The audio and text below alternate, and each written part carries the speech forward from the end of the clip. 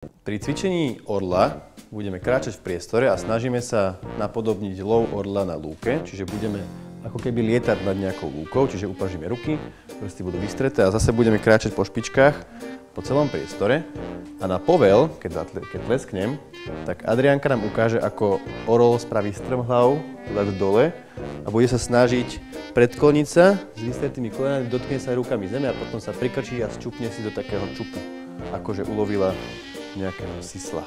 Takže budeme lietať, kráčame, pozeráme sa kľudne do zeme, hľadáme tú potravu a keď tleskneme, tak ruky idú zhora, ideme dole, do predklonu a čupneme si a chytíme našu potravu. A znova potom sa postavíme hore, upažíme ruky a znova kráčame a krúžime, hľadáme, čo by sme mohli ešte uloviť. A znova hop, tleskneš a dole. Tak, zase hore.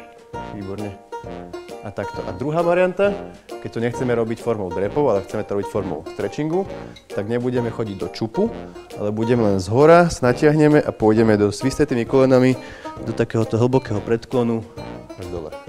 A tam potom vydržíme aspoň 3 sekundy.